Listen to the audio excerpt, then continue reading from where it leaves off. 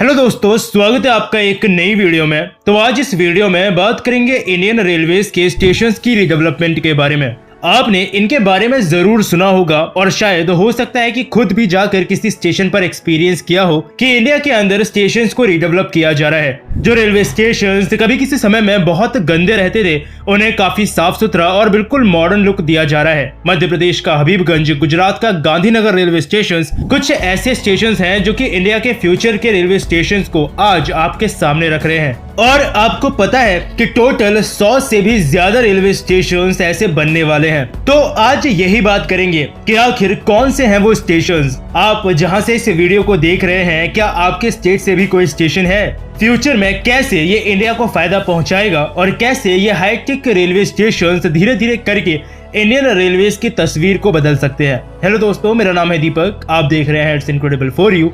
तो आइए शुरू करते हैं।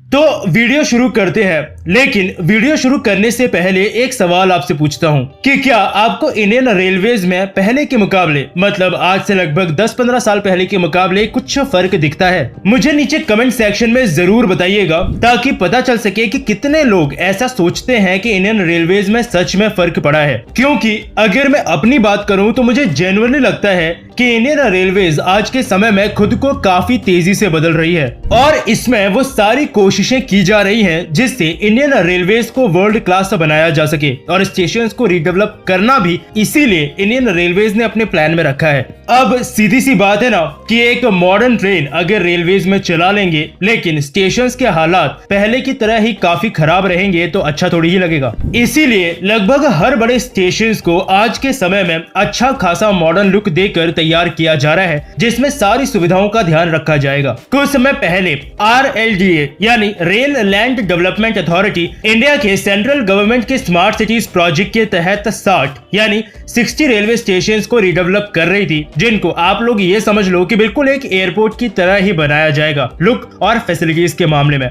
लेकिन अभी जस्ट 2 महीने पहले ही जब ये सब कुछ काम चल रहा था, तभी रेलवेज ने RLDA को 49 यानी 49 और स्टेशंस को रिडेवलप करने के लिए बोल दिया, जिसमें काफी बड़े नाम दिए गए हैं जैसे कि अमरावती, राजकोट, मथुरा, आगरा फोर्ट, बीकानेर, कुरुक्षेत्र और भोपाल। लगभग हर मीडिया आउटलेट ने इसको उस वक्त कवर किया था जिसमें बिजनेस स्टैंडर्ड की रिपोर्ट इस वक्त आप अपनी स्क्रीन पर देख सकते हो। इन नए 49 स्टेशंस में से 10 स्टेशंस उत्तर प्रदेश के अंदर आने वाले हैं, जो कि किसी स्टेट के अंदर आने वाले सबसे ज्यादा स्टेशंस हैं। 5 गुजरात के अंदर, 4 पंजाब में, 3 मध्य प्रदेश, 4 महाराष्ट्र, 4 बिहार के अंदर, 3 झारखंड, 2 तमिलनाडु, 2 तेलंगाना, 2 आंध्र प्रदेश, 2 पश्चिम बंगाल, 2 राजस्थान। उसके अलावा एक स्टेशन हिमाचल प्रदेश, आसाम, हरियाणा, गोवा, कर्नाटका और उत्तराखंड के अंदर आने वाले हैं।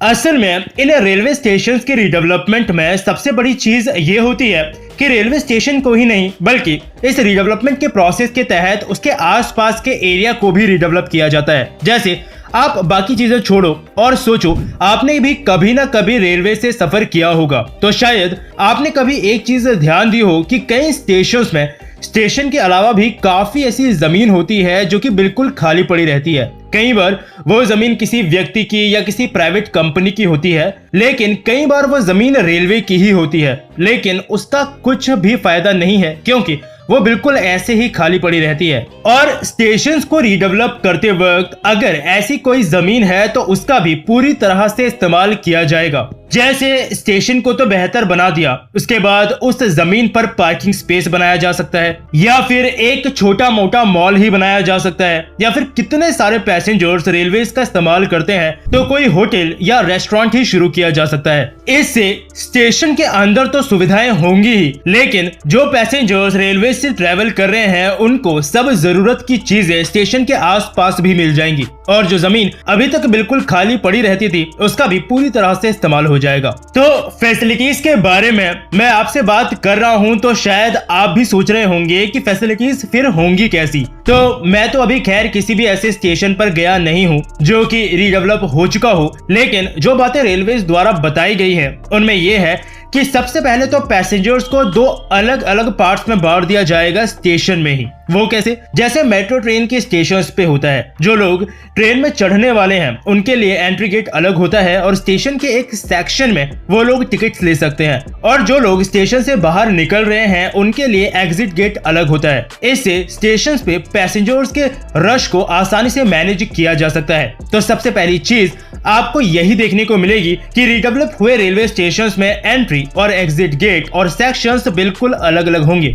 हर फ्लोर पर जाने के लिए लिफ्ट और एक्सेलरेटर्स होंगे। पैसेंजर्स के लिए रेस्टोरेंट्स और cafeteria, obviously washroom, internet, medical shops, banks के एटीएम, जूस सेंटर्स, स्टेशंस के अंदर टैक्सी बुकिंग के लिए अलग से सेक्शंस, गारमेंट्स और ब्रांडेड गिफ्ट शॉप्स जैसी जो जरूरत की चीजें हैं वो सब अवेलेबल होगा। इसके अलावा कुछ स्टेशंस पे आपको सैलून या लाइब्रेरी जैसी चीजें भी देखने को मिल जाएंगी, लेकिन हो सकता है कि लाइब्रेरी वगैरह आपको हर एक स्टेशन पे देखने को ना मिले। इसके अलावा एक और चीज जो सबसे बढ़िया मुझे लगी वो ये कि स्टेशन के आसपास ही टूरिस्ट के लिए काफी सारे ऐसे स्पॉट्स बना दिए जाएंगे जहां जाकर आप उस स्टेशन के बारे में या फिर उस जगह के बारे में जहां वो स्टेशन है उसके बारे में काफी कुछ जान सकते हैं। तो ये असल में उन सब सिचुएशंस में सबसे अच्छा है जब मान लीजिए कि आप एक ट्रेन से उतरे हैं और आपको किसी और जगह के लिए कोई दूसरी ट्रेन लेनी है। किसी भी सिचुएशन में ऐसा हो सकता है और उस ट्रेन को अभी आने में टाइम है, तो स्टेशन के बाहर जाकर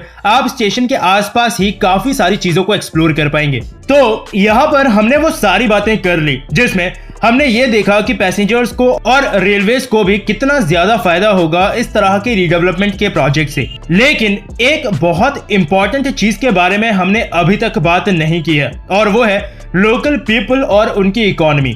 जरा सोचिए, जब इस तरह के मॉडर्न लुकिंग स्टेशंस एक जगह पर बनेंगे तो कितना ज्यादा एम्प्लॉयमेंट यानी रोजगार या बिजनेस की अपॉर्चुनिटीज वो इस जगह के लिए लेकर के आएंगे। स्टेशंस के आसपास डेवलपमेंट होने की वजह से लोकल लोगों को फायदा होगा। स्टेट को टूरिज्म को प्रमोट करने का एक काफी अच्छा मौका मिलेगा। और इन स्टेशंस की लिस्ट में ही कुछ ऐसे स्टेशंस हैं जैसे कि मथुरा, हरिद्वार है या आगरा फोर्ट, जहां ऑलरेडी ही लोग काफी ज्यादा जाते हैं। तो स्टेशंस को रीडेवलप करने से, लोगों को और ज्यादा सुविधाएं देने से, वहां डेवलपमेंट करने से सोचिए कितना ज्यादा फर्क पड़ सकता है। जो लोग वहां रहते हैं उनको तो फायदा मिलेगा ही मिलेगा, सरकार को भी फायदा मिलेगा और हमारी रेलवेज भी बेहतर बनेगी, फ्यूचर के लिए तैयार होगी, वो बात तो है ही।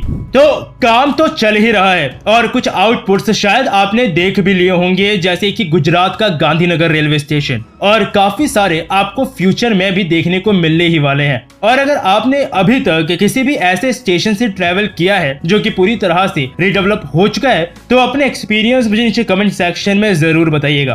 तो बस अभी के लिए इस वीडियो में इतना ही। मिलता हूं आपसे एक और नई इंटरेस्टिंग टॉपिक की एक नई वीडियो के साथ। तब तक के लिए अलविदा।